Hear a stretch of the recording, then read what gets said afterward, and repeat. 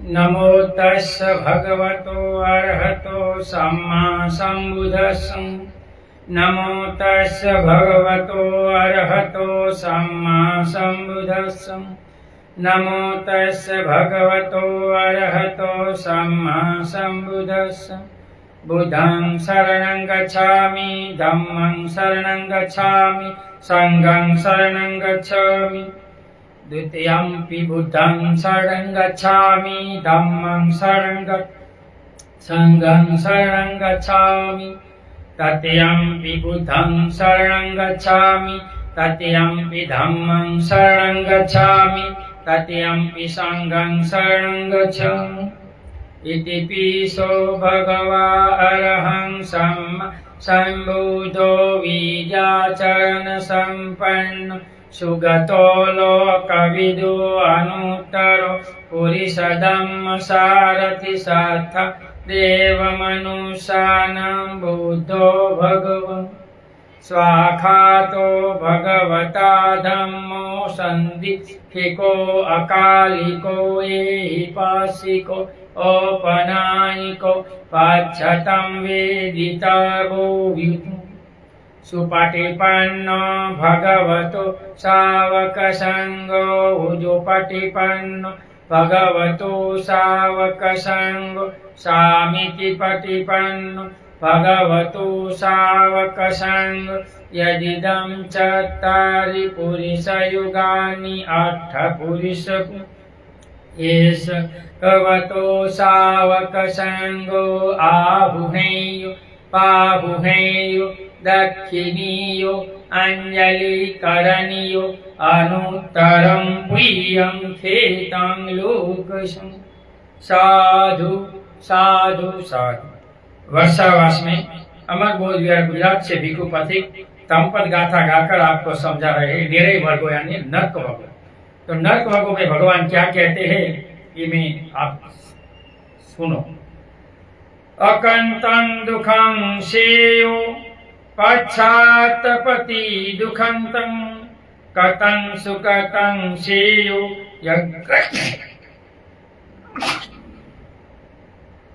अकतं दुखं सेयो पश्चात्पति दुखं कतं सुखं सेयो यं कत्वा नानुपति। तो भगवान इस गाथा में कहते हैं सुकाम अर्थात पाप न करना ही अच्छा है। दुष्कर्म करने वाले को पीछे पश्चाताप पीड़ा होती है। सुकम अर्थात शुभ कर्म करना अच्छा है। शुभ करने वाला अनुपात नहीं होता। जो पाप कर्म करता है तो पीछे से ये भोगना पड़ता है और पश्चाताप करना पड़ता है, लेकिन पुण्य कर्मों में ऐसा नहीं होता। श्रावस्ती में एक उपासक ने अपनी दासी के साथ मैथुन किया। उपासक की स्त्री ईसालु थी। उसने उस दासी को बांधकर नाक और कान में छेद कर एक कमरे में बंद कर दिया। इस कर्म को कोई न जाने ऐसा सोचकर वह उसे डरा धमका कर चुप रखती थी। एक दिन जब वह भगवान के उपदेश को सुनने के लिए विहार चली गई तो उपासक ने कुछ परिचित लोग उपासक को खोजते हुए उस कमरे में पहुंच गए जहां दासी को बंद कर रखा था। उस दासी ने डरते हुए आगंतुक को सब कुछ बता दिया। ये लोग उसे लेकर तथागत के पास गए जहाँ वह श्री तथागत से उपदेश सुन रही थी। भगवान ने उस दासी की बात सुनकर कहा, इसे कोई नहीं जानता है ऐसा सोचकर अब कोई मात्र ही दुर्चरित नहीं करना चाहिए। दूसरे के न जानने पर भी सुचरित करना चाहिए। छिपा कर किया गया दुष्कर्म पश्चाताप करता है किंतु सुचरित प्रमोद को बढ़ाता है। ऐसा कहकर भगवान ने गाथा सुनाई कि तुम्हारे पति ने इससे गलत किया, फिर तुम इसको बांध कर रखते हुए किसी को कह दिया तो तेरे पति की और तेरी दोनों की गलती है, ये भोगनी पड़ेगी। तो ये गलत काम नहीं करना चाहिए। जो गलत करते हैं भगवान कहते हैं इनको नरक में जाकर भोगना पड़ता है। इसलिए कभी गलत मत करो। प्राय व्यक्ति अकेले में या दूसरे की अनुस्मृति में ही गलत कार्य को करता है। ऐसे अवसर पर व्यक्ति को सोचना चाहिए कि भगवान बुद्ध, बोधिसत्व, अरहत आदि अवश्य देखते होंगे, इसे शर्माना चाहिए और इस तरह से गलत कृत्यों से अपने को बचाना चाहिए। अन्यथा धीरे धीरे व्यक्ति अभ्यस्त होकर गलत काम को खुलेआम लोगों के बीच करने लगेगा। जिनका परिणाम निश्चित अनर्थकारी होगा और ऐसे लोगों को नरक में जाकर भोगना पड़ता है। इसलिए कभी व्यभिचार मत करो। भगवान ने इसलिए तीसरा शील दिया, कामेषु मिच्छाचारा वीरमणि सिक्खापदं समाधियां। कभी परस्त्री गमन नहीं करूंगा। कवारे तो कवारेपन में, और शादी हुई तो अपनी पत्नी में या पति में संतोष रखना चाहिए। गलत कार्य नहीं करना चाहिए। जो करेंगे वो कल्पों में मनुष्य रूपी जीवन में आए हुए तो किन्नर पैदा होते हैं और नरक में जाकर भोगना पड़ता है। इसलिए कभी व्यभिचार मत करो, ऐसा भगवान का इस गाथा में कहना है। वही कुछ लोग अपने द्वारा संपादित कुशल कर्म को लोगों के समकक्ष या उस व्यक्ति के सामने व्यक्त करना चाहता है कि उसने कैसे उनकी सेवा की है, अर्थात उपकार का एहसास करना चाहता है। यद्यपि उस उपकार के बदले में वह आशा नहीं रखता, लेकिन वह उस व्यक्ति के मन पर पकारांतर से अपना का शासन करना चाहता है। ऐसा देखा जाए तो यह व्यवहार उतना बुरा नहीं है, लेकिन वह अपनत्व उस व्यक्ति के हित में होने पर भी उस हित को हम इतना अपना लेते हैं कि वह उनका हित न होकर अपना सा हो जाता है।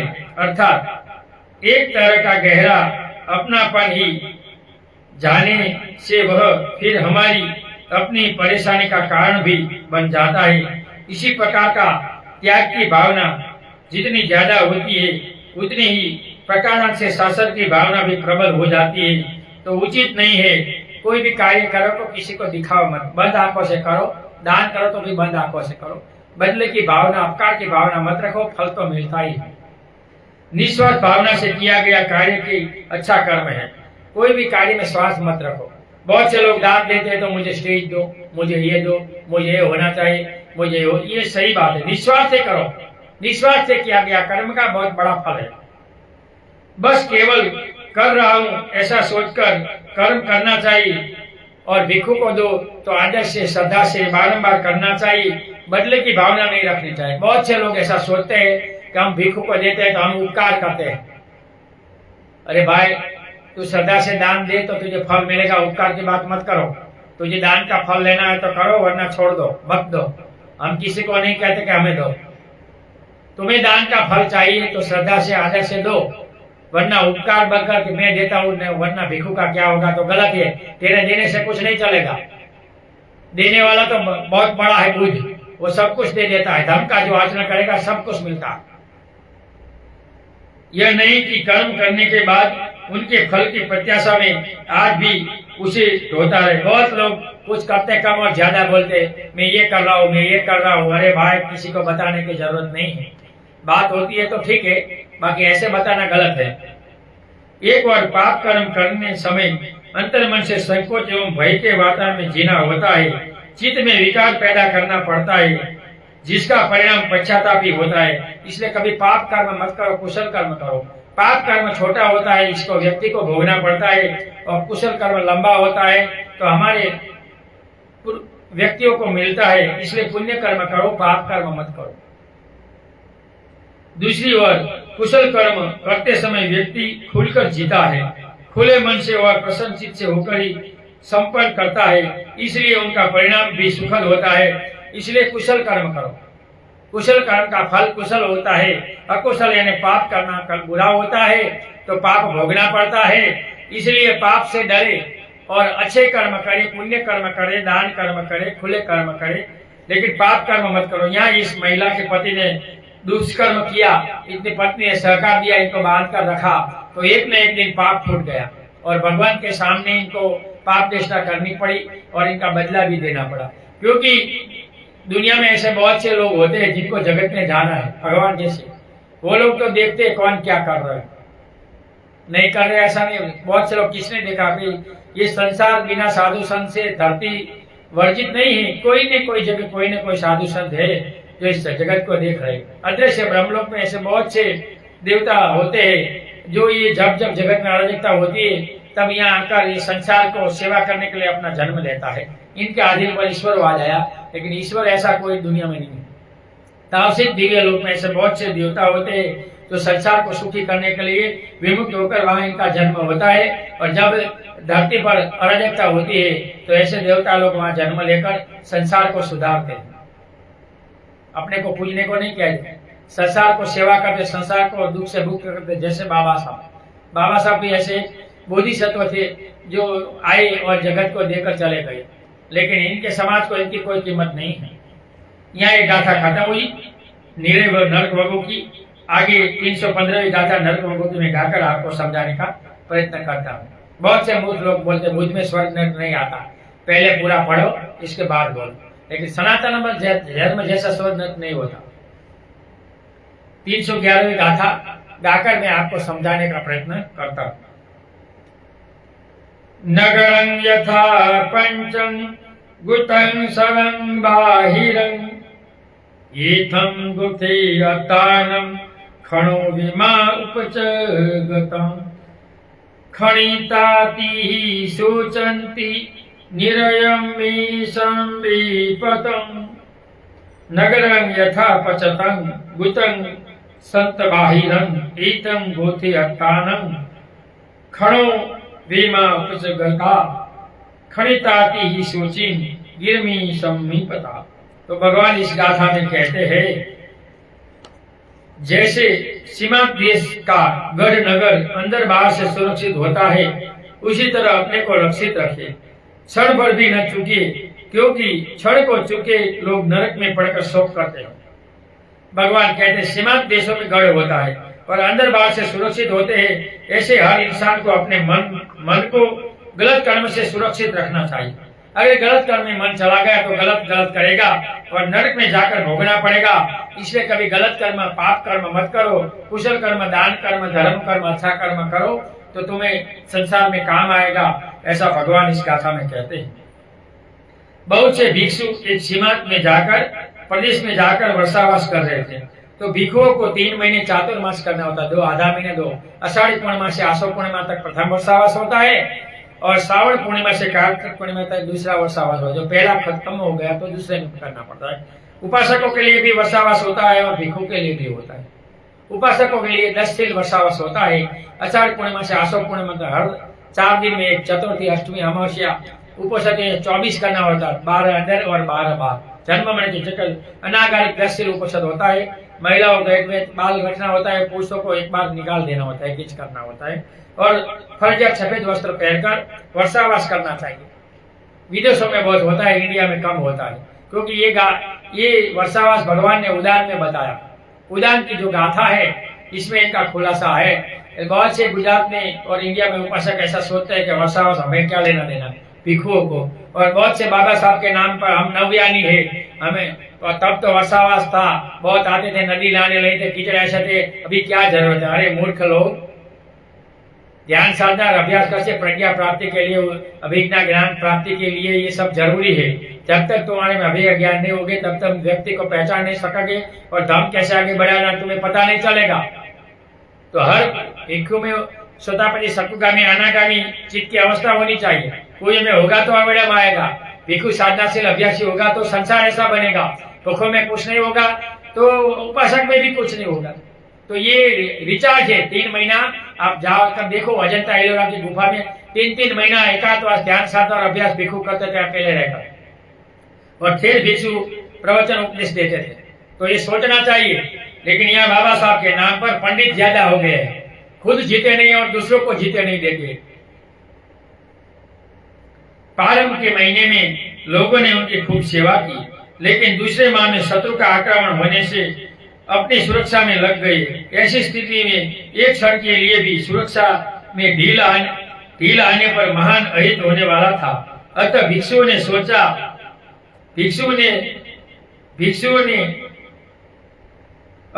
ने सेवा सत्कार में कमी आई।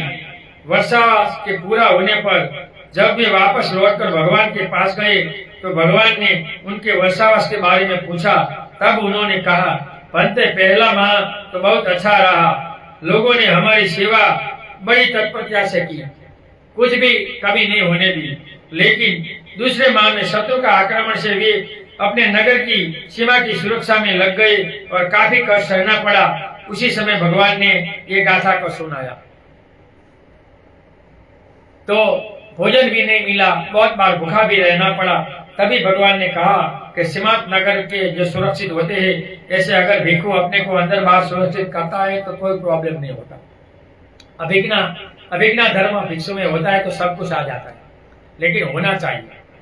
जिनको हिंदू धर्म चमत्कार बोलते हैं, हम अभिज्ञा बोलते हैं, या उत्तर मनुष्य धर्म के, तो ध्यान साधना एकांतवास करने से वो होता है। मिनिमम 3 महीना वर्षावास का एकांत, ऐसा 10 साल एकांत कोई भिक्षु करेगा तो वो प्राप्त होता है। अकेला रहकर करना होता है। रोज 5 घंटे साधना और 4 घंटे स्टडी, धर्म का अभ्यास करना चाहिए।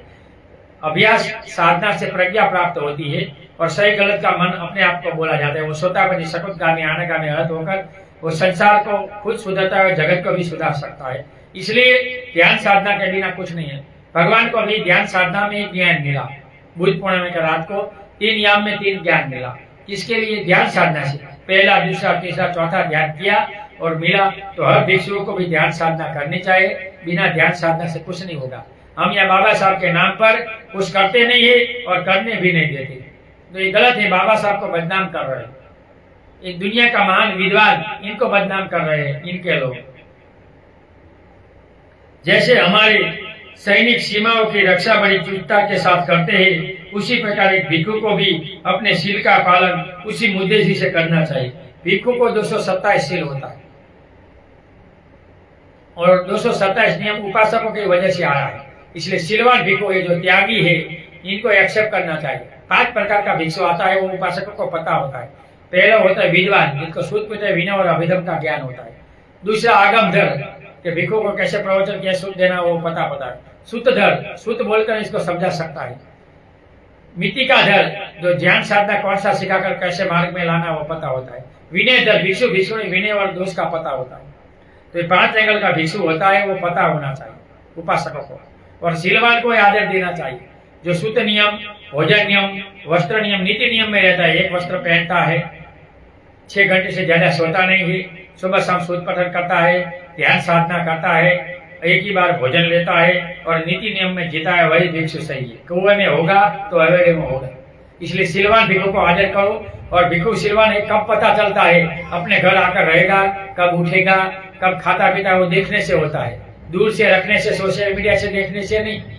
सोशल मीडिया में तो डरबिंग होता है, सबसे ज्यादा मेरे फोटो डरबिंग करते, आवाज करते हैं, ये करते हैं, ये खाते हैं। बहुत से लोग पीछे पड़ गए, मूर्ख और अज्ञानी लोग, जो अपना अहित कर रहे हैं। आपको पता होना चाहिए कि मैं 3 कंट्री में जाकर वर्षावास कर पढ़कर आया हूँ। हमारी शिविर करो तो पता चलेगा, एक दिन की विपश्यना करो, ध्यान साधना करो तो पता चलेगा कि हमारे में क्या है। ऐसे दूर से पता नहीं चलेगा। लेकिन गुजरात के लोगों को चाहिए नहीं, सबको बाबा चाहिए। अच्छे कपड़े पहने, गाड़ी लेकर घूमे, मीठी मीठी बात करे, नीति नियम दूर रहे, ऐसे बाबे ठीक लगते हैं। वो बाबे में जाकर कपड़े भी पहन लेते हैं और पैसे भी देते हैं, क्योंकि ये बाबे की परंपरा से आए हैं, तो इनको बाबा ही ठीक लगता है। तो ये गलत है। शिवाज भिक्षु को आदर करो, इनको अपने घर बुलाओ, इनकी सिस्टम स्वीकार करो, तो ही धर्म आगे बढ़ेगा, वरना कभी आगे नहीं बढ़ेगा। ये जय भीम ही रहेगा, धर्म कभी आगे नहीं बढ़ेगा। और इसकी वजह से अभी तक 3.5 लाख लोगों ने गुजरात में 17 साल में दीक्षा ली और ऑफिशियली 25,000 बोझ रही है। इनका कारण ये है। अन्यथा किसी भी क्षण प्रकार शत्रु आकर राष्ट्र को गुलाम कर पीड़ित कर सकता है। वैसे ही यदि भिक्षु शील की रक्षा नहीं कर सके तो वह अपने को नरक में पतित कर असंख्य दुखों से पीड़ित करेगा। जो भिक्षु शील का पालन नहीं करता, इनको नरक में जाकर भोगना पड़ता है, ऐसा भगवान का इस गाथा में कहना है। यदि हर व्यक्ति अपने अपने क्षेत्र में कर्तव्य के प्रति वफादार होता है तो देश का महान उपकार होना स्वाभाविक है। देश की उन्नति, देश का विकास क्या अपनी उन्नति और अपना विकास नहीं है? मैंने इस सोच को जापान में देखा कि वहाँ के लोग अपने व्यक्तिगत परिचय देने से पहले राष्ट्र के रूप में अपने परिचय देते हैं। यहाँ पहले जात का परिचय होता है इस देश में, व्यक्तियों का नहीं। तो जात से बाहर निकलना चाहिए। बाबा साहब ने भी कहा है, जात वाले के कभी चरित्र की नहीं होती है। हम 70 साल से जात पकड़कर चल रहे। बाबा साहब ने सभी जातियां एक की है और हम ये गलत कर रहे हैं।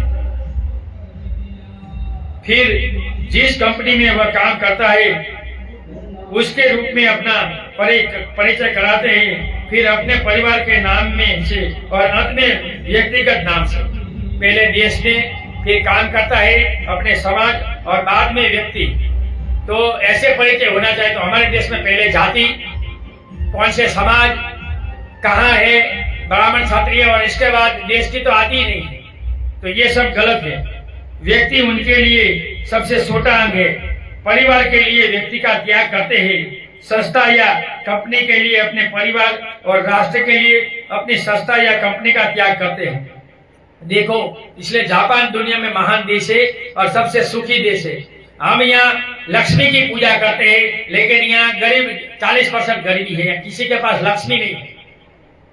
देखो, अमेरिका के पास लक्ष्मी है, जो लक्ष्मी को नहीं मानते वह लक्ष्मी बहुत पैसे है। बहुत राष्ट्र कितने पैसे और कितने समृद्ध है। यहाँ हमें 5G का फाफा है और जापान में 10G चल रहा है। चाइना तुम देखो, वो भी बौद्ध राष्ट्र है। दुनिया में 45 कंट्री बौद्ध राष्ट्र बुद्ध को मानते यहाँ से गए हैं। इसलिए इतनी तरक्की की शिखर है। पर मैंने एक जापानी मित्र से पूछा कि जापान इतना आगे क्यों है। उसे यही जवाब दिया था और उसे मैंने उनके जीवन में भी देखा था। किसी पत्रिका में भी मैंने देखा था कि जो एक जापानी ने भारतीय लोगों पर यह टिप्पणी की थी, दिमाग और कार्य कुशलता में 4 जापानियों के बराबर एक भारतीय होता है।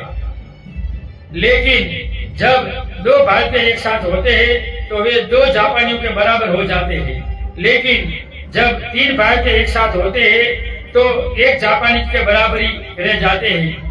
ऐसे ही जब 4 भारतीय एक साथ हो जाएंगे तो वे निहित स्वार्थ की चर्चा में मशगूल होकर कुछ भी नहीं करेंगे, देश को नष्ट कर देंगे। इस कार्य संस्कृति को आप दोनों देशों में किसी भी कार्यालय या फैक्ट्री में जाकर देख सकते हैं। तो ये देखो, हम ज्यादा इकट्ठे होते हैं तो ईर्ष्यालु हो जाते हैं। तो ये गलत है। हमें ईर्ष्यालु नहीं होना चाहिए, सही और अच्छा काम करना चाहिए और ईर्ष्यालु से बाहर मुक्त होना चाहिए, ऐसा भगवान का कहना है। तो बौद्ध देश आप देख लो कितने सुखी है। ये देखा करते, दूसरों को जीने नहीं देते। बौद्ध राष्ट्र में ऐसा नहीं है। ओ भाई, ओ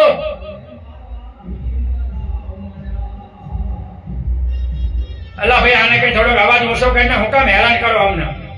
15 मिनट से हमारी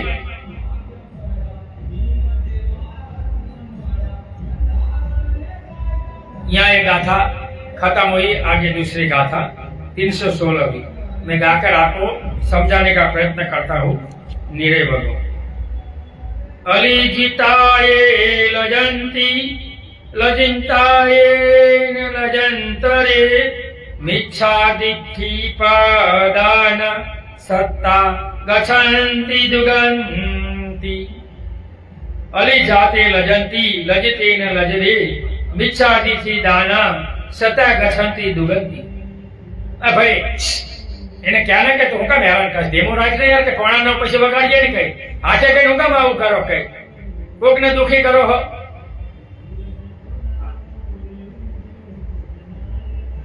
भगवान कहते अलजा से काम से जो लजा करते हैं और लजा के काम में जो लजा नहीं करते हैं, ऐसी झूठी धारणा वाले प्राणी दुर्गति को प्राप्त होते हैं। तो भगवान इस गाथा में कहते हैं कि प्रत्येक अप्रत्यक्ष रूप में लोगों का अहित करने, शोषण करने, झूठ बोलने आदि में लोगों को लज्जा नहीं होती। लेकिन गरीब के बीच बैठकर इससे बात करना, इसके साथ बैठकर खाना पीना, इनके दुख दर्द को समझने में उन्हें लज्जा आती है। जिन मजदूरों की मेहनत के चलते प्राप्त धन को अपनी विलासता के लिए जो पानी की तरह बहा रहे हैं, वह उन्हें लज्जा नहीं आती। और मजदूरों के शोषण, काम करने वाले को शोषण करने में मजा आती है। उनका शोषण करने वाले और उनको सम्मान देने, उनको भी अपने सदस्य समझने में लज्जा महसूस करने वालों की क्या गति होगी। आज भी दुनिया में कितने ऐसे लोग हैं जो अपने हाथ से पानी तक पीना नहीं चाहते, जिन्हें अछूत समझते हैं। और भारत में ये सबसे बड़ा छुआछूत का रोग चल रहा है। और वो रोग में देखते हैं कि अभी भी बहुत से ऐसे समाज है जिनको लोग बाहर रखते हैं। अभी भी ये लोकशाही के 70 साल के बाद इस देश में छुआछूत की बीमारी चल रही है। लेकिन वे लोग उन्हीं के द्वारा बनाए मकान में रहते हैं, उन्हीं के द्वारा बनाए गए रास्ते पर चलते हैं, उन्हीं के द्वारा बना गए वस्त्रों को पहनते हैं, उन्हीं के द्वारा उत्पन्न किए गए फल फूल एवं अनाज का सेवन करते हैं। उनमें से उन्हें कोई लज्जा नहीं। हाँ, उनके पैसे बटोरने हो तो अवश्य वे निर्लज हो जाएंगे। उनके साथ पानी पीना शर्म लगती है, उनके साथ बैठना शर्म लगते है, उन्हें आदमी का दर्जा देने में वे महसूस नहीं शर्म करते। ऐसे मनोवृत्ति वाले लोग आज भी इंडिया में कोई कमी नहीं है, इसलिए ये देश कभी आगे नहीं बढ़ेगा। जात वाले लोग कभी आगे नहीं बढ़ते। आप विदेश में जाओ कि इतने करोड़पति आदमी अपने फैक्ट्रियों के इंसानों के साथ खाता है, पीता है, इनके साथ काम करता है और इनके में तुम और में समान हो ऐसा दिखाता है। तो क्या हमारे यहाँ फैक्ट्री में कहीं धीरू भाई आता है कभी? कहीं का बेटा आकर बैठा है कभी? ये तो देश का शोषण करते हैं यहाँ के उद्योगपति। लेकिन विदेश में ऐसा नहीं है, कोई उद्योगपति शोषण नहीं करता। यहाँ तो टैक्स चोरी भी इतनी होती है, राजा भी गलत करते हैं। हम देखते हैं कि इनके वित्त मंत्री पर केस हुआ, देखो क्या हो रहा है। तो ये देश कैसे तरक्की करेगा? कभी नहीं करेगा। ऐसे लोग नरक में जाएंगे और भोगना पड़ेगा। निर्दोष को कभी दुखी नहीं करना चाहिए, जो दुख करेगा इसको भोगना पड़ता है। यह कैसी विडंबना है कि एक और यह व्यक्ति का संबंध व्यापार से है, पैसे से है, उसे कोई जात पात नहीं, कोई काला गोरा नहीं, कोई धर्म नहीं। लेकिन जब कभी कोई सामाजिक एवं धार्मिक बात आई, दुनिया भर में भेद उपभेद खाए सब परिधेय होते हैं। आखिर ऐसा क्यों? इन पर गहन चिंतन आवश्यक है। हर मनुष्य को मनुष्य रूप में देखना चाहिए। इंसान में कोई जातियां नहीं है। तुम प्राणियों में नाना प्रकार की जातियां देख सकते हो, इंसान में कोई जाति नहीं है। इंसान गुण से महान है, जाति से नहीं। लेकिन इस देश में हम देखते हैं तो इंसान जाति से महान है। देख लो, बड़े बड़े पदों में, बड़े बड़े फैक्ट्रियों में, बड़े बड़े में उपली तीन का यहाँ एसटी ओबीसी धर्म के गुलाम है, इसलिए इनको ज्यादातर पता नहीं कि हमें कैसे जीना चाहिए, कैसे रहना चाहिए, कैसे करना चाहिए। तो इनकी वजह से ये लोग को बेनिफिट मिल जाता है। यहाँ ये गाथा खत्म हुई। नरक भगों के आगे 377वीं गाथा गाकर मैं आपको समझाने का प्रयत्न कर रहा हूं। अब ये भयदस्सिनो भये चापदस्सिनो मिच्छादित्थि समदान सत्ता गच्छन्ति दुगन्ति। भयदस्सिनो भयचादिनो मिच्छादिशी दशा सदा गसंती दुगति। भगवान कहते हैं भय न करने की बात में भय रखते हैं और भय करने की बात में भय नहीं रखते। ऐसे प्राणी मिथ्या दृष्टि ग्रसित होने के कारण दुर्गति को प्राप्त कर वो नरकगामी होते हैं और वहां भोगना पड़ता है। सत्य को असत्य को, असत्य को सत्य सुने, वो मिथ्या दृष्टि है। और दुनिया में विश्व में सबसे ज्यादा मिथ्या दृष्टि वाले लोग हैं। भगवान ने स्पष्ट कहा कि दुनिया में ईश्वर आत्मा परमात्मा ब्रह्म नहीं है, लेकिन सबसे ज्यादा व्यक्ति इसमें घुसे पड़े। यदि व्यक्ति डरे तो अपने अंदर राग द्वेष क्रोध आदि से डरना चाहिए। किससे डरना चाहिए? कि मैं गलत नहीं करूंगा, इससे डरना चाहिए। सही कामों से नहीं, गलत काम से लोगों को डरना चाहिए। कब यह प्रकट होकर स्व का अहित करेगा, अनिश्चित है। यदि कोई क्रोधवश हमें कुछ कह दे तो उसे क्षमा करने में क्यों डरे? बहुत से लोग डरते नहीं और सामने झगड़ा करते हैं। भगवान ने कहा है कि वैर से वैर नहीं मरता, अवैर से मरता है, इसलिए ऐसा मत करें। यदि वह सोचे कि लोग हमें डरपोक कहेंगे या हम कहेंगे, वह कहेंगे इत्यादि, इस तरह तो लोग हमें क्षमा करने पर भी कहेंगे और जवाब देकर झगड़ा करने पर भी कहेंगे।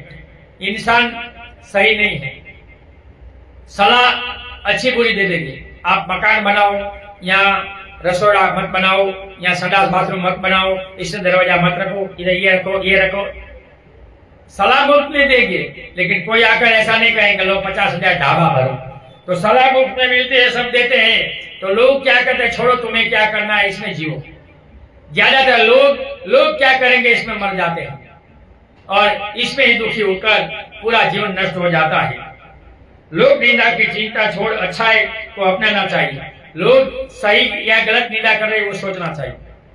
लोक निंदा से, ये हमारे पुराण में आता है कि रामायण में राम ने वो कहा अपनी बीवी का और मान लिया, तू तो राजा है, खूब कहेगा, तेरे बोल ही नहीं सकता, ये गलत लिखा है, राजा के सामने कौन बोल सकता है। लेकिन लोगों को मूर्ख बना के लिए मिथक बनाकर बहुत से बड़े बड़े शास्त्र लिखे गए और बहुत से जोरों से इनका प्रचार हो रहा है। इनसे लोगों का कोई कल्याण होने वाला नहीं है। सांसारिक लोगों के किसी निंदा नहीं की है, ऐसा एक प्रसंग में इसलिए भगवान कहते हैं कि संसार में ऐसा किसी का जन्म नहीं हुआ हो कि जिनकी निंदा टीका नहीं होगी। इस संसार में जो जन्मता है इनकी निंदा टीका होती है। अगर आपकी निंदा टीका होती है तो समझ लो आप मार्ग पर हो। सही लोगों की निंदा टीका पहले होती है, गलत लोगों की नहीं होती है। तो जो मार्ग पर चलता है इनसे पहले होती है। इसलिए निंदा टीका से डरो मत और सही काम से अपने काम करो और अपने मार्ग पर चलो, ऐसा भगवान का इस नरक वगु की गाथा में कहना है। एक पहाड़ी गांव में 4-5 युवा लोग की मित्र मंडली थी। उसमें से एक धार्मिक सभा का था। एक दिन में सभी जंगल में शिकार करने गए थे। वहां से मुर्गों को भगाकर लाए।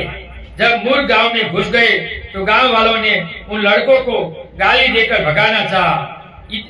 इनमें धार्मिक स्वभाव वाला जो लड़का था उसने गांव वालों के साथ झगड़ा करना उचित नहीं समझा। ऐसा सोचकर जब वापस जाना चाहा तो दूसरे मित्रों ने उसे डरपोक बताया और कहा कि तुझे तो चूड़ियां पहन लेनी चाहिए इत्यादि कहकर पड़ापित किया।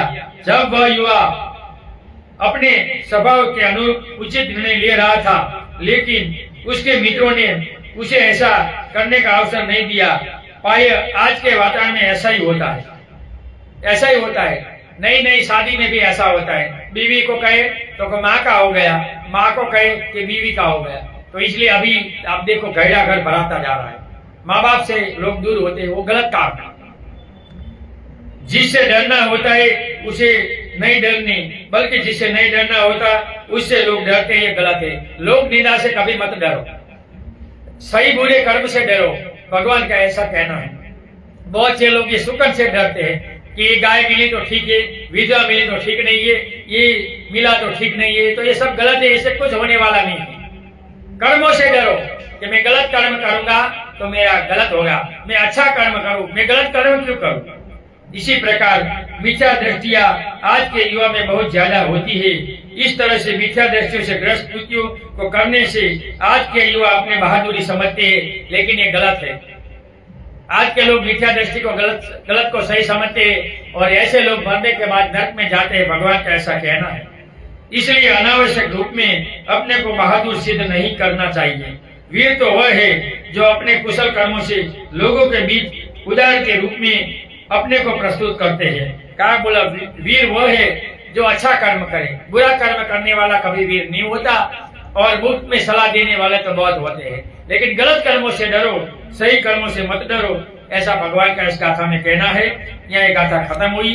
आगे 318 और 19 दो निर्भयों की लास्ट गाथा है, वो गाकर मैं आपको समझाने का प्रयत्न करता हूँ और समझाता हूँ। अवजे वजिमंतो वजे चावजदसिनो मिच्छादिथि सम्मदाना सत्ता गच्छन्ति दुगन्ति वजच्च वजन्तो वजत्वा अवजन्नं अवजन्तो सम्मादिथि सम्मदान सत्ता गच्छन्ति सुगन्ति। अवजे अवजमितिनो वजे चावजदसिनो मिच्छादिथ्य समादाना सत्ता गच्छन्ति दुगन्ति वजन वजन्तो सत्वा अवजन अवजन्तो सम्मादिथि समदाना सत्ता गच्छन्ति छुगन्ति। तो भगवान इस गाथा में कहते हैं, जो अदोष में दोष बुद्धि रखता है, दोष में अदोष दृष्टि रखता है, वह मिथ्या दृष्टि को प्राप्त कर दुर्गति को नरक को प्राप्त होता है। और दोष को दोष जानकर और अदोष को अदोष जानकर प्राणी सम्यक दृष्टि होकर स्वर्ग में जाता है, सुगति को प्राप्त होता है। इसलिए भगवान कहते हैं मिथ्या दृष्टि में मत रहो, और मिथ्या दृष्टि वाले ज्यादातर दुखी रहता है, ऐसा भगवान का इस गाथा में कहना है। तैथिकों ने अपने लड़कों से शपथ कराई कि वे कभी भी भिक्षुओं को प्रणाम नहीं करेंगे। ईर्षा बहुत होती है और न बोध विहार जाएंगे। एक दिन जेतवन विहार के बाहर कुछ लड़के खेल रहे थे। तब उन्होंने अपने उपासक के लड़के को विहार जाकर पानी लाने के लिए कहा, क्योंकि वे वहां नहीं जाना चाहते थे। लड़का वहां गया और भगवान को प्रणाम कर पानी पिया और उनसे उनके बच्चे के लिए पानी मांगा। तब भगवान ने बच्चों को स्वयं आकर पानी पीने के लिए कहा तो वे आए। पानी पिलाने के बाद बुद्ध ने उन लोगों को हृदयस्पर्शी उपदेश दिया, मैत्री दी। भगवान ने शत्रुओं को भी मैत्री दी, प्राणियों को भी मैत्री दी। अंगुलीमाल को मैत्री से सुधारा, नालागिरी हाथी को सुधारा। बहुत ऐसा काम है जो भगवान में 4 ब्रह्म विहार की मैत्री थी और मैत्री से जगत को सुधारते थे। उसके बाद वे भगवान के अत्यंत भक्त हो गए। जब वे घर लौटे तो उनकी बात करने की शैली में परिवर्तन को देखकर उनके परिवार के लोग बहुत दुखी हुए।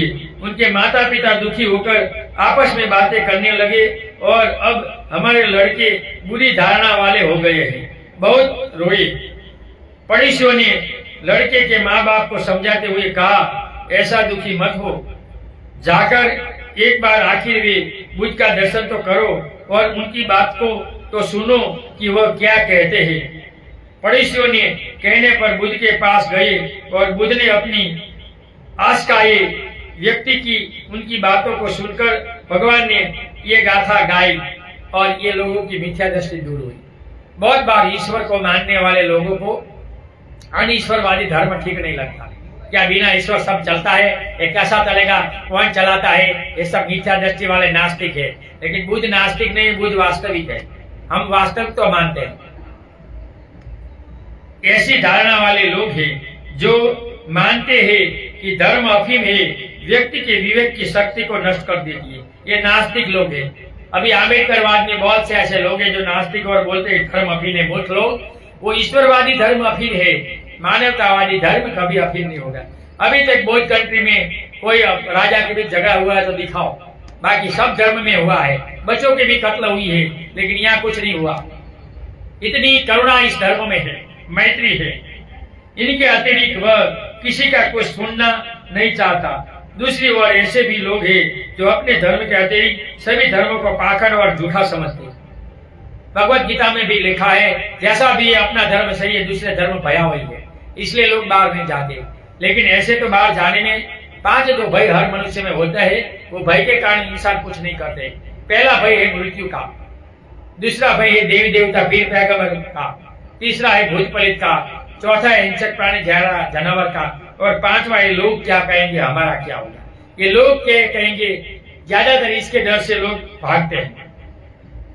ऐसे लोग न तो वह अपने धर्म को जानते हैं न दूसरे के धर्म को, सिर्फ धर्म के नाम पर बोलना जानता है। दुराग्रह के कारण ऐसे व्यक्ति दूसरों के धर्म के प्रति नाना प्रकार की अवधारणा बनाकर रहते हैं, जो स्वयं अपने को नष्ट करता ही है और दूसरों को भी नष्ट करते हैं। मैं तो विधवा हूँ, तुम्हें भी रानी राज करूँ, ऐसे आंबेडकरवाद के नाम से बहुत लोग हमें गुजरात में दिखाई देते हैं।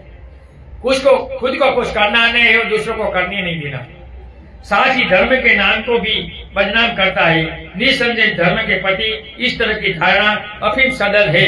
धर्म अफीम नहीं है, लेकिन लोगों की धारणा अफीम सदल है। अगर धर्म अफीम होगा तो दुनिया का विद्वान डॉक्टर भीमराव अम्बेडकर बुद्ध के शरण में नहीं गया हो, जिनके 8 डिग्रियां, 8 भाषा, 33 डिग्रियां, ऐसे इंसान धर्म के बुद्ध के शरण में जाता है तो इनके लोगों को आंख बंद कर इनके पीछे चलना चाहिए। लेकिन इनके लोग मिथ्या दृष्टि वाले हैं, स्वार्थी है कि इनके मार्ग पर नहीं चलते, एटीएम की तरह इनका उपयोग करते हैं। सिर्फ जय भीम बोलना और सो जाना। भगत हो गए, अनुयायी नहीं। आंबेडकर का अनुयायी पहले तो निर्व्यसनी होता है और समाज के लिए कुछ करता है, वही सही आंबेडकरवादी है। समाज को संगठन बनाकर धोखा नहीं देते। अभी हम देखते हैं बाबा साहब के नाम पर देश में 6000 संगठन है, सरकार से पैसा लेते, लोगों से धोखा करते हैं। एक कहानी है, 2 भैंस जंगल में चल रही थी। उतने में उन दोनों ने जंगल के एक कोने में सिंह को घूमते हुए देखा। उससे एक भैंस बहुत चालाक थी, सोचा कि अब यहाँ से तुरंत चले जाना चाहिए। अपने विवेक का प्रयोग कर तुरंत भाग खड़ी हुई। दूसरी मूर्ख थी, वह सोचने लगी कि अब मुझे सिंह ने देख लिया, मुझे खा जाएगा, अब मेरी बच्चियों का क्या होगा, मेरे मालिक का क्या होगा, आदि आदि अपने से दुनिया भर की बातें पर विचार करते रही और रोने लगी। उसी बीच सिंह ने वहां पड़ी भैंस को देखकर उस पर आक्रमण कर मार दिया। जब शुरू में सिंह ने उन दोनों को नहीं देखा था, वह वहां से दूसरे भैंस की तरफ भाग सकती थी, लेकिन वह स्वयं कल्पना का जाल बुनने ही पड़ी रही और सिंह का शिकार बन गए। ज्यादातर लोग हमारे ऐसे ही कल्पना का शिकार करते हैं और धर्म को आकर पाते नहीं है, देखते नहीं है कि बाबा साहब ने क्यों दिया, चलो हम इनका अच्छा पुस्तक पढ़े, चलो हम विपश्यना में जाए, चलो हम कोई प्रवचन सुनिए, हम जाकर देखें, लेकिन कल्पना करते धर्म की क्या जरूरत है, ऐसे ही चलता है। तो ये मूर्ख लोग हैं और मूर्ख लोग खुद दुखी होते हैं और दूसरों को भी दुखी करते हैं। उसी प्रकार हम जीवन में कितनी बार अन्यों के प्रति क्या क्या अवधारणा करते बैठते हैं, वो हमारी होती है, दूसरों की नहीं। जबकि अपने मन में ऐसा कुछ नहीं होता, स्वयं अपने द्वारा भ्रांति खड़ी कर उस प्रकार का व्यवहार कर हम अपने सामने प्रकट करते हैं और अंत में हम अपना ही अहित कर बैठते हैं। जैसे लोहा अपने काट से लोहा खत्म हो जाता है, इंसान अपने गलत विचारों से खत्म हो जाता है। इसलिए कभी गलत मत सोचे, अच्छा सोचे, ऐसा इन निरख वर्गों की गाथा में भगवान कहते हैं। धर्म के संबंध में बहुत कुछ हम इसी भ्रांति के शिकार है तथा हम लोगों ने ही गलत धारणा बनाकर धर्म को बांट दिया। धर्म में जो टुकड़े हुए हैं वो धर्म के धुरंधरों ने किए हैं। इनको खा पी कर शौक कर मौज करना है और लोगों को दान करो, ये करो कहना है और खुद कुछ नहीं करना है। तो ये गलत है, वो भोगना पड़ेगा। जो झूठ बोलकर लेता है और करता है वो नरक में जाकर भोगना है। इसलिए भगवान कहते हैं, हे भिक्षु, दान संसार की आग है, अगर तू बिना नीति नियम उपभोग करेगा तो अंग भंग, धन हानि, रोग आएगा। तुझे पेबेक की सोसाइटी करनी है। भिक्षु संघ भगवान ने क्यों बनाया है, तो बाबा साहब भी कहते हैं, और ऐसे भिक्षु मिलना बहुत कठिन है। ऐसे ही गुजरात में भिक्षु की निंदा टीका होती है, इसलिए लोग भिक्षु कम बनते हैं। जो बनते हैं और दूसरे राज्य में चले जाते हैं। 3-4 महाराष्ट्र में चले गए, 2-3 दिल्ली चले गए। ऐसी हालत में हम सभी अपने धर्म का सही अनुपालन कर रहे हैं और दूसरे के धर्म को ही समझ पा रहे हैं। हम दूसरे धर्मों के प्रति अपने द्वारा अकुट अवधारणाओं का शिकार होकर अपने को नष्ट कर रहे हैं। कभी किसी दूसरे धर्मों की निंदा टीका छोड़ो, अपना सही क्या है वो अपनाओ और अपना सही बताओ, दूसरों की निंदा टीका छोड़ो। अगर तुम दूसरों की निंदा टीका करोगे तो भगवान ने कहा है, मनोपुकंबा धम्म, तुम जैसा सोचोगे, जैसा करोगे वैसा बन जाओगे। इसलिए दूसरों का छोड़ो, अपना देखो, मैं कैसा हूँ, मुझे क्या करना चाहिए और मुझे कैसे जीना चाहिए। जैसे एक मूर्ख ज्योतिषी ने अपने बच्चे की उनके अनुसार सप्ताह भर में बच्चे की मृत्यु निश्चित थी। उसने वह दुखी होकर सोचने लगा कि मैं 7 दिन के बाद अपने लड़के को मरते नहीं देख सकूंगा। मैं ज्योतिष हूँ, मुझे पता है। ऐसा सोचकर उसने बेटे को अपने से अलग अपने संबंधी के पास छोड़ दिया, जो बाद में कुपोषण के कारण असमय मृत्यु को प्राप्त हुआ। मेरा भी एक रिश्तेदार ऐसा था, वो लड़की की शादी में वो राशि देखता था, तो किसी को पता चला तो फोटो पाड़ लिया और ऐसी दूसरी राशि बना दी। इनका बेटे को नहीं होता था, तो वो देखकर ये ठीक है, गरीब ये चलेगा, लेकिन राशि मिलती है। लगने किया, बाद में पता चला इनके तो बहुत कर्जा है और ये सब है, अब क्या करें। तो मेरे पास आया, तो मैंने कहा तू राशि लेकर घूमता है और रांधवा ले, तेरा कर्म है, मैं क्या कर सकता हूँ। मैंने देखा कि सही गलत सोचना चाहिए। ऐसे राशि ब्याह को मानने से हमारा कोई कल्याण नहीं होगा और अच्छी तरह जीवन जीना चाहिए। मिथ्या दृष्टि को निकालना चाहिए। ये राशि सुकन ये सब मिथ्या दृष्टि है। कर्म से हमारा भला होता है, कोई राशि से भला नहीं होता है, कोई सुकन देखने से भला नहीं होता है। अच्छा कर्म करेंगे, कुशल कर्म करेंगे तो हमारा भला होगा। हम राशि देखते हैं, सुकन देखते हैं, लेकिन गलत कर्म करेंगे तो हमारा गलत ही होगा। पाप कर्म करेंगे तो हमारा गलत ही होगा। इसलिए पाप कर्म छोड़ो, कुशल कर्म करो तो तुम्हारा भला होगा। हम यथाभूत को देख नहीं सकते, जिसे यथाभूत को देखना सीखा वह निर्वाण को प्राप्त हो गया। जो सही है इनको जानो, इनको मानो, इनको स्वीकारो। इसलिए भगवान बुद्ध कहते हैं कि आओ और देखो, वह यह नहीं कहते कि आओ और स्वीकारो। भगवान ने कहा आओ मेरे धर्म को पढ़ो, पढ़िए कि पटी वेद, आओ सुनो देखो, सिर का आचरण करो, इसके बाद ध्यान साधना सीखो, तब जाकर मानो। मैं नहीं कहता हूँ मुझे मान लो, दुनिया में ऐसा एक ही भगवान है जिसने कहा है, मैं कहता हूँ मत मानो, आप अनुभूति करो और इनके बाद मानो। बाकी सब भगवान बोलते मेरा ही मानो। तो अन्य भगवान और बुद्ध में फर्क है, और बुद्ध के सिवा दुनिया में कोई भगवान नहीं, बाकी सब ईश्वर है। भगवान एक ही है जो बुद्ध है, बाकी सब ईश्वर है, तो हम ईश्वर को नहीं मानते। देखो अपने विवेक से यदि तुम्हें उचित लगे तो स्वीकार करो, अन्यथा छोड़ दो, कालाम सूत्र में भगवान ने कहा है।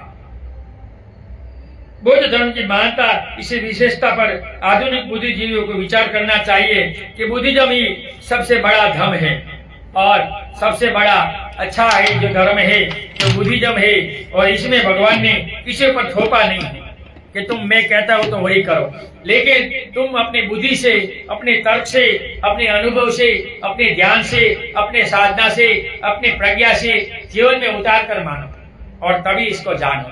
तो आज हमारा समय हो गया, मेरे वर्ग नृत्य वर्ग यहाँ पूरा होगा। कल हम नाग वगो पढ़ेंगे। यहाँ आज हम ये समय हो गया है, ये लोग बजा रहे हैं, हमें बजाने नहीं देते, दूर से यहाँ आए हैं, क्या करें। इस देश की परिस्थिति ये जीना पड़ता है। ऑनलाइन सुनने वाले सभी लोगों को सुने हुए धम का मैं पुण्यानुमोदन करता हूँ। सुने हुए धम से आप सभी लोग सुखी हो, निरोगी हो, आपका कल्याण हो, आपका मंगल हो। भाषा के कारण, वाणी के कारण जितना समझा सके उतना प्रयास किया, फिर भी मुझसे वाणी से कोई गलती हुई है तो दो हाथ जोड़कर क्षमा चाहता हूँ, क्षमा करें। नथि मे शरणम अय्यम बुद्धो मे शरणम वरम, एतेन सच्चवचेनं होतु मे जय मंगलम्। नथि मे शरणं अयं धम्मो मे शरणं वरम्, एतेन सच्चवचेनं होतु मे जय मंगलम्। नथि मे शरणं अयं संघो मे शरणं वरम्, एतेन सच्चवचेनं होतु मे जय मंगलम्। नमो बुद्धाय, नमो धम्माय, नमो संघाय। साधु साधु साधु। सबका मंगल हो, सबका कल्याण हो, सब सुखी हो, सब सुखी हो, सब सुखी।